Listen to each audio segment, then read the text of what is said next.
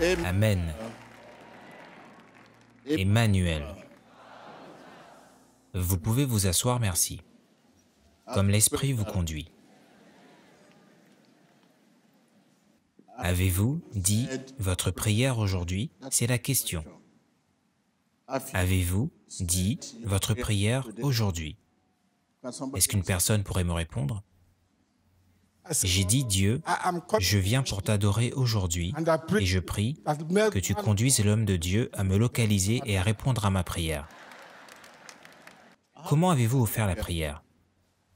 J'ai offert la prière au Père Tout-Puissant pour qu'il me bénisse, pour qu'il enlève toute maladie en moi. Et j'ai offert la prière au Père Tout-Puissant afin qu'il conduise le prophète Tibi Joshua à me localiser aujourd'hui. J'ai prié à Dieu et je l'ai tout d'abord remercié de m'avoir amené à Lagos saine et sauve. Et je lui ai demandé de me localiser, que le Dieu du prophète Tibi Joshua me localise aujourd'hui et qu'il ne devrait pas me laisser de côté et qu'il devrait me favoriser. C'était ma prière. Ma prière était la suivante. Dieu, je suis maintenant ici dans l'arène de la liberté. Ne me laisse pas de côté. Que le Saint-Esprit soit ici avec moi jusqu'à la fin et que je reçoive de l'homme de Dieu et que je reçoive ceux pour lesquels je pleure. Êtes-vous en train de pleurer ou de rire?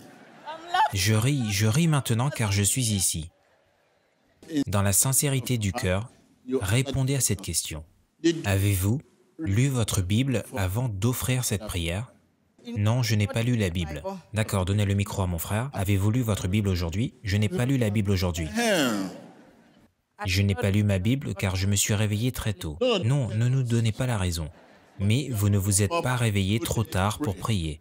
Mais vous vous êtes réveillé trop tard pour lire la Bible. D'accord, merci. Donc c'est là que nous allons aujourd'hui. Est-il possible de commencer à parler l'espagnol sans comprendre la langue? Donc, qu'en est-il du français? Qu'en est-il de l'anglais? La prière a un langage. Et le langage est dans la parole de Dieu. Dites à votre voisin, le langage est dans la parole de Dieu. Elle a un langage et le langage est dans la parole de Dieu. La prière et la lecture de la Bible devraient toujours aller de pair.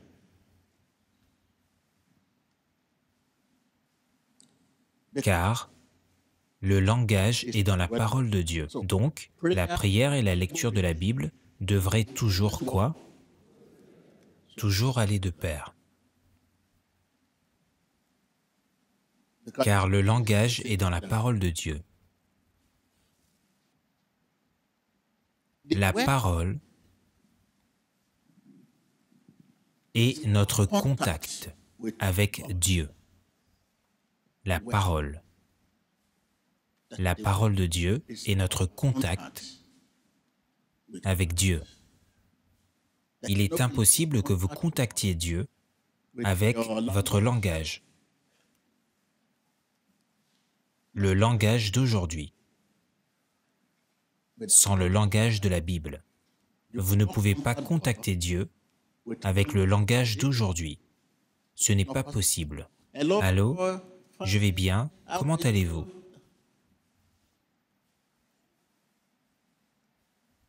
Vous pouvez seulement contacter Dieu avec le langage de la Bible, la langue de la Bible, qui est la parole de Dieu.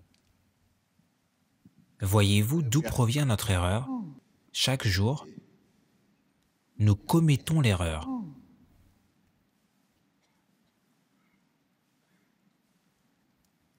Quand nous ouvrons la Bible et la lisons, nous entendons Dieu parler.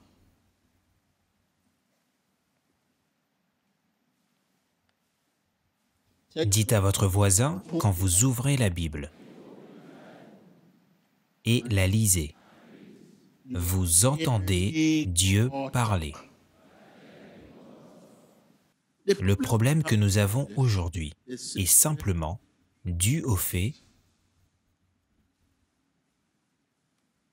que nous lisons la Bible avec beaucoup de non-pardon. C'est pour cela que la Bible n'est qu'une littérature pour nous. Quand vous lisez la Bible avec tant de non-pardon, vous lisez de la littérature. Avec tant d'amertume, de douleur du passé, de mauvais sentiments envers les autres, vous lisez de la littérature, de l'histoire, un livre de biologie, de chimie. C'est le problème que nous avons. Nous lisons la Bible avec tant de non-pardon, de mauvais sentiments envers les autres, ceux qui vous insultent, ceux qui vous trompent, ceux qui... Vous devez lire la Bible avec un esprit libre. Un esprit libre est un esprit qui est libre du non-pardon, libre de l'amertume, de la haine, de la douleur du passé, des mauvais sentiments envers les autres, libre, libre, libre. Donc aujourd'hui, nous lisons la Bible avec tant de non-pardon, de mauvais sentiments, de douleur du passé. Donc, à quoi vous attendez-vous? Vous ne devriez pas être surpris si la Bible ne veut rien dire pour vous.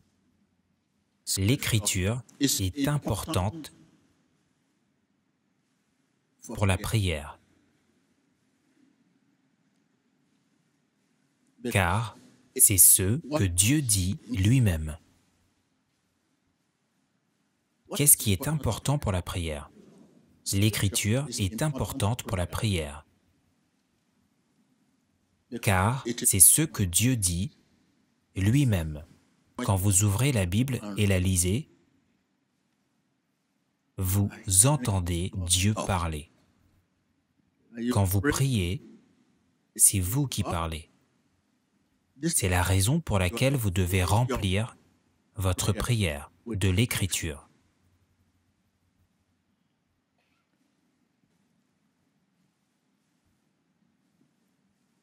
Utilisez l'écriture dans la prière. C'est prendre Dieu à sa parole. Utiliser l'écriture dans la prière, c'est prendre Dieu à sa parole.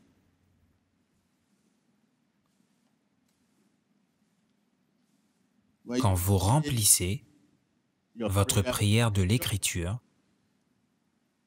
vous êtes en accord avec Dieu.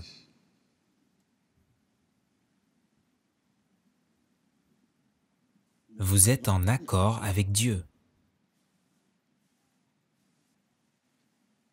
Donc, voyez-vous, les 3 personnes que nous avons interrogées, l'une a dit, « Ah, je me suis réveillé très tard pour lire ma Bible, mais elle ne s'est pas réveillée trop tard pour prier. » Dites à votre voisin, vous vous êtes réveillé trop tard pour lire votre Bible, mais vous ne vous êtes pas réveillé trop tard pour prier. Donne-moi un biscuit, ô Seigneur, donne-moi un biscuit, ô Seigneur, donne-moi un biscuit, ô Seigneur. Vous ne vous réveillez jamais trop tard pour faire cela. Vous n'avez jamais manqué à cela, c'est une tradition. Seigneur, je me rends à mon travail, protège-moi là-bas. Mais, pour lire votre Bible,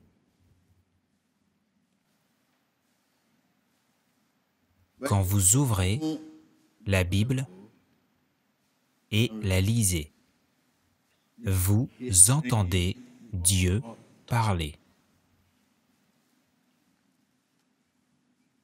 C'est le langage de la prière. La prière a un langage, et le langage est dans la parole de Dieu.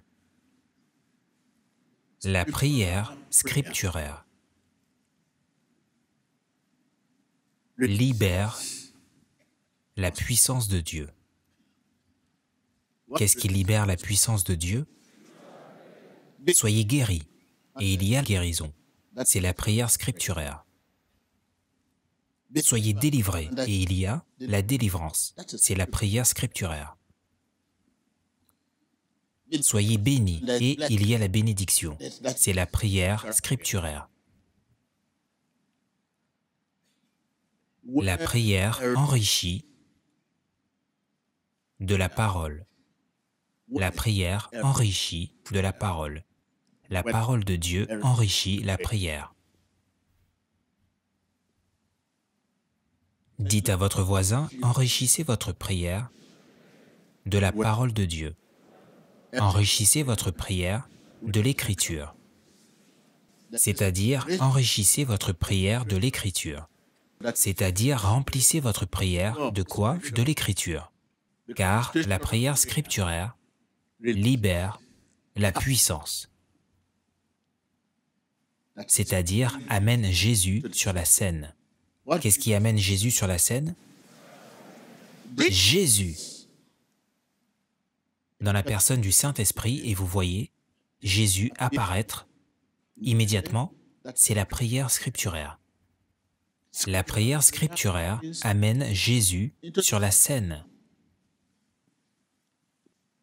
Donc, voyez-vous la raison pour laquelle vous n'avez pas offert une qui soit efficace, car vous priez avec tant de non-pardon. Vous priez avec tant d'amertume, de douleur du passé, de mauvais sentiments envers les autres. Pourriez-vous juste me répondre, qu'est-ce que la prière maintenant? Est-ce qu'une personne, comment effectuerez-vous votre prière? Je sais que vous avez prié aujourd'hui sans lire la Bible. Oui. D'accord, dites-nous, quelle partie, comment avez-vous lu la Bible?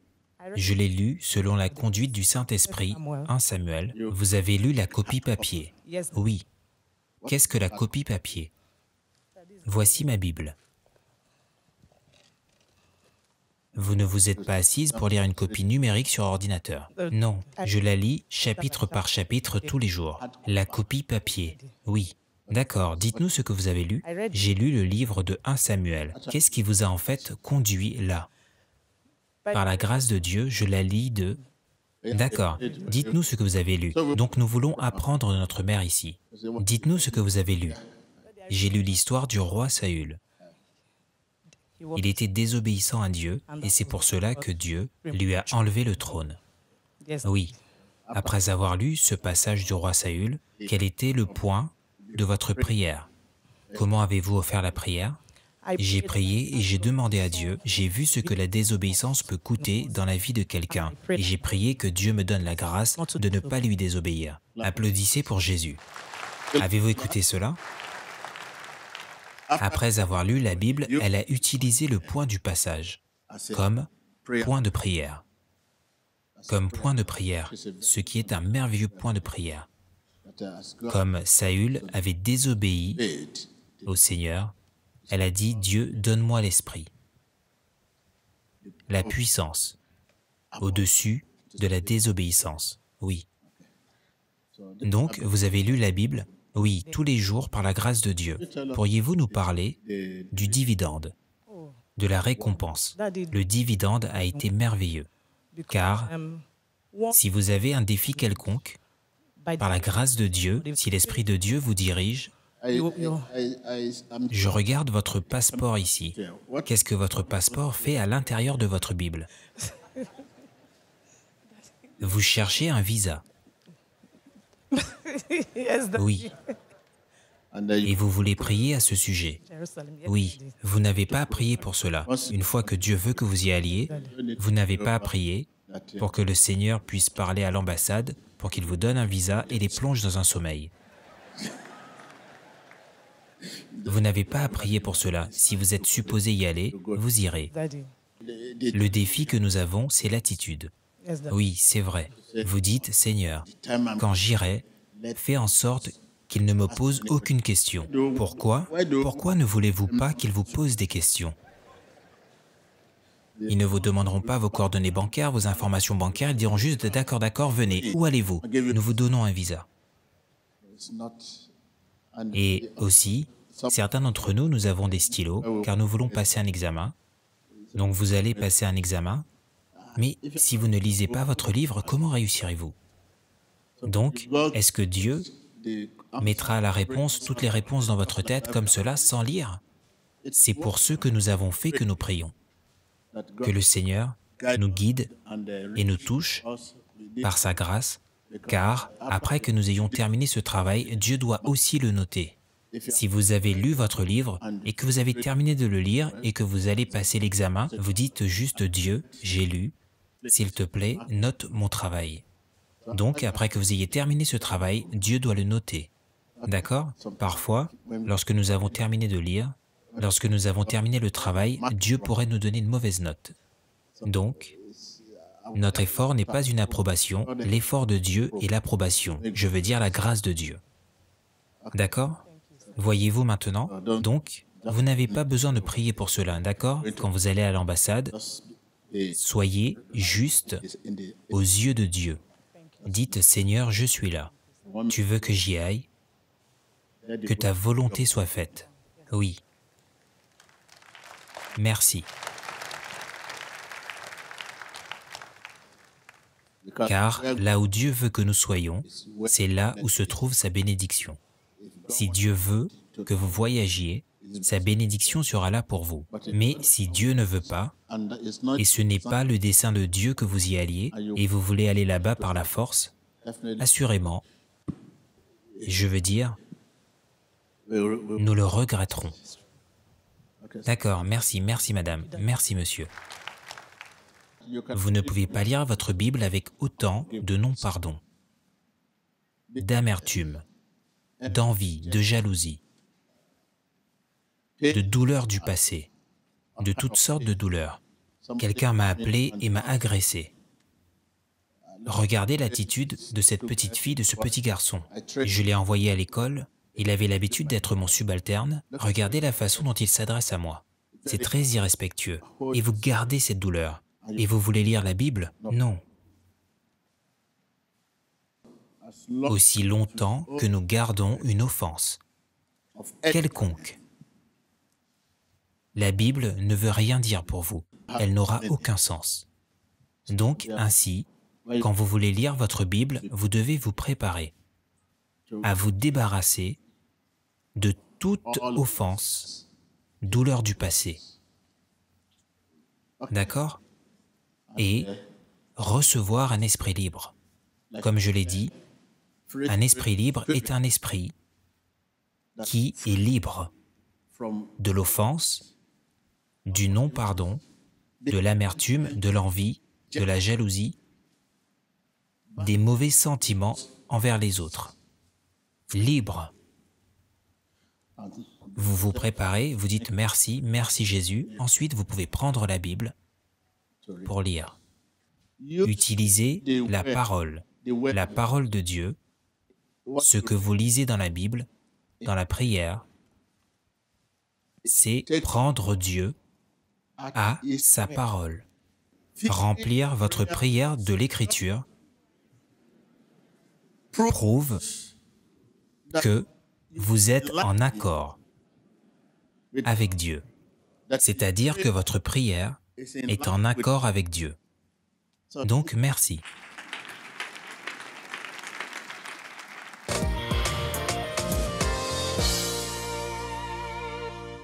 Votre problème? Des difficultés à marcher? Des difficultés à marcher? Avez-vous écouté le message aujourd'hui? Oui. D'accord. Quel message emportez-vous à la maison? Le message que j'emporte à la maison, c'est que je suis guéri au nom de Jésus.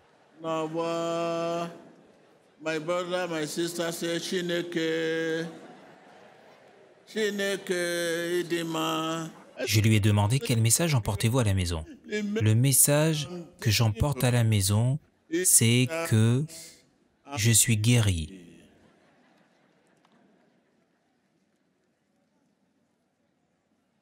Si vous n'emportez pas ce message que j'ai prêché aujourd'hui à la maison, vous ne pourrez pas maintenir votre miracle. Non pas que vous ne recevrez pas votre miracle, vous le recevrez, mais vous ne pourrez pas le maintenir. Dites à votre voisin, si vous n'emportez pas ce message à la maison, si vous n'amenez pas ce message à votre cœur, vous recevrez la guérison, mais vous ne pourrez pas la maintenir. Celui qui vous le donne, c'est celui qui peut le maintenir. Qui vous le donne? Jésus. Et Jésus est dans sa parole. Vous devez emporter ce message, le recevoir au sein de votre cœur. Sinon, vous ne pourrez pas maintenir le miracle. Il vaut mieux ne pas recevoir que perdre. Si vous ne recevez pas, c'est mieux que de le recevoir et de le perdre. Dites à votre voisin, il vaut mieux ne pas recevoir que recevoir et le perdre. Si je m'adresse à vous, faites-moi voir votre main. Oui, il vaut mieux ne pas recevoir de bénédiction que recevoir une bénédiction et la perdre. Et, pour ne pas la perdre, c'est uniquement par le message de Dieu. Vous pouvez même venir ici en tant qu'espion et vous avez une douleur, une très grande douleur et vous êtes un espion. Et vous vous asseyez et tandis que la prière est en cours, vous dites, « Ah, laissez-moi voir ce qu'ils font ici. Ah, ils vomissent. Ah, cette femme s'est mise à marcher. Ah, ah. » Et avant que vous ne le sachiez, la douleur dans votre corps a disparu. Et vous dites, « Ah, la chose m'est arrivée. La chose m'est arrivée, c'est comme si que tout cela est réel. Ah, tout cela est bien réel. La douleur que j'avais est partie. Vais-je continuer à espionner cette église? Vais-je continuer à espionner Tibi Joshua? Que vais-je faire? J'ai besoin d'argent, laissez-moi les espionner. Ils me paieront une très grande somme d'argent. Si je n'espionne pas, ils ne me paieront pas. Si je ne rapporte pas ce que j'ai découvert, ils ne me promouvront pas. Je continuerai à espionner. Et cette guérison sera là. Mais la douleur reviendra. Mais Dieu vient juste pour vous dire que ce que vous faites, faites attention. Nul ne peut espionner Dieu.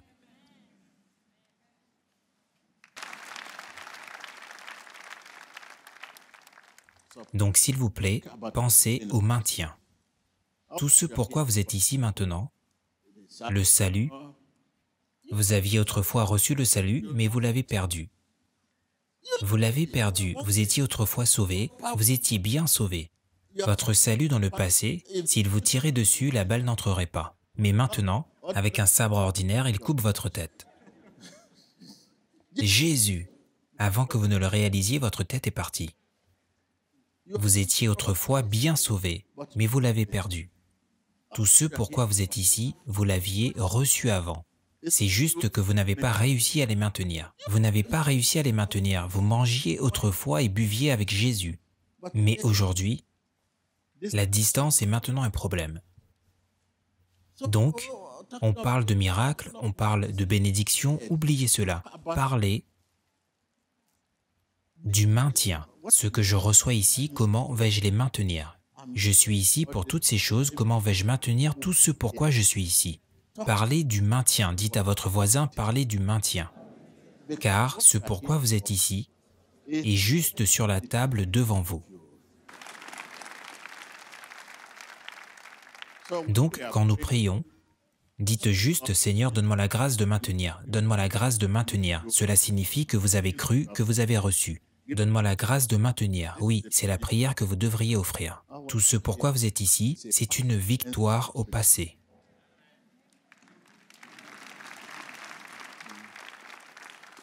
Il y a plusieurs personnes ici qui étaient autrefois millionnaires. Mais maintenant, ils sont de nouveau à la rue. Plusieurs voitures, plusieurs maisons, mais aujourd'hui, vous ne pouvez en montrer les fruits. Mais aujourd'hui, le directeur général d'entreprise, des milliers de personnes qui travaillaient pour vous, mais aujourd'hui, vous travaillez pour des gens. Et cela parce que vous n'avez pas pu maintenir ces choses. Votre amour avec votre mari, votre amour avec votre femme, votre amour avec les gens autour de vous, vous n'avez pas pu maintenir cet amour. Mais aujourd'hui, plusieurs choses ont été inversées. S'il vous plaît, pensez au maintien. Et pour maintenir cela, la parole de Dieu. Est-ce que vous me suivez? L'Écriture est importante pour la bénédiction. Elle est importante pour le salut. Elle est importante pour tout. C'est le courant électrique du salut c'est le courant électrique de votre bénédiction, de la guérison et de tout. L'écriture est très importante, car c'est ce que Dieu dit lui-même.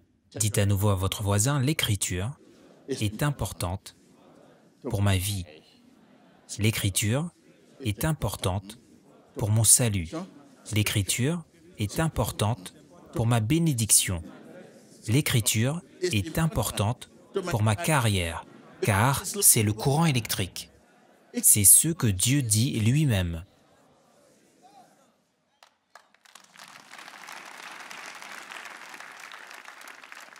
Savez-vous que lorsque vous vous réveillez le matin et que vous prenez votre Bible pour la lire et que vous n'avez pas prié, vous avez déjà prié. Pendant que vous lisez avec la méditation, vous êtes en train de prier. Déjà, vous êtes en train de prier. Quand vous lisez la Bible, vous êtes en train de prier. Dites à votre voisin, quand vous lisez la Bible, vous êtes en train de prier.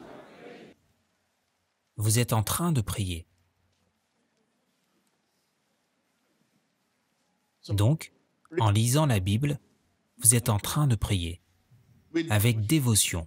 Vous savez, vous avez besoin d'attention pour lire votre Bible. Vous avez besoin de quoi? De ceci, en effet. L'attention signifie libre du non-pardon, libre de l'amertume, de la douleur du passé. Si vous avez ces douleurs du passé, vous ne pouvez pas avoir de véritable attention. Si vous m'appelez maintenant, Tibi Joshua, venez, et je ne suis pas joyeux, je dirai, à qui parlez-vous? S'il vous plaît, laissez-moi, car je ne suis pas joyeux, je suis perturbé. Mais si je suis libre du non-pardon, de l'amertume, de la colère, de mauvais sentiments envers les autres, vous ne pouvez avoir d'attention que quand vous êtes libre, un esprit libre.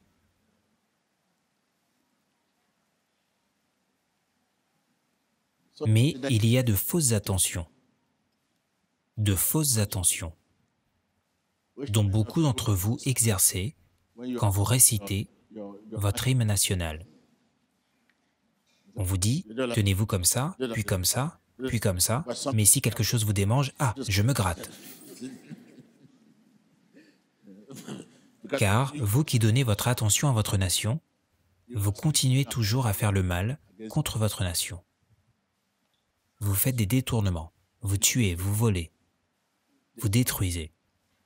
La réelle attention ne tue pas. La réelle attention ne détruit pas. La réelle attention ne garde pas l'offense. La réelle attention ne garde pas l'amertume, la colère. La réelle attention n'a pas de mauvais sentiments envers les autres ou douleur du passé. La réelle attention. Si vous avez de l'attention tandis que vous êtes assis ici, vous ne seriez pas en train de penser à votre entreprise à la maison. Vous ne seriez pas en train de penser à quand est-ce que Tibi Joshua partira d'ici aujourd'hui? Quand est-ce que Tibi Joshua s'occupera de moi? Que va-t-il se passer? Quand allons-nous rendre grâce? Oh mon Dieu!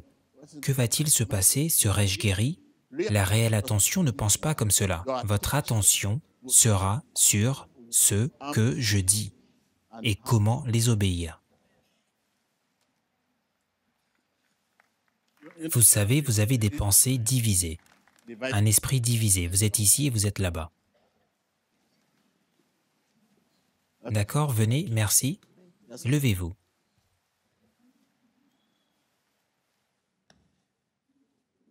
Y empezamos un tiempo de ministración de oración por parte del hombre de Dios, el profeta Tibi Joshua, aquí en la sinagoga, Iglesia de todas las naciones. Allez et enlevez-le. Ha llegado con dificultad para...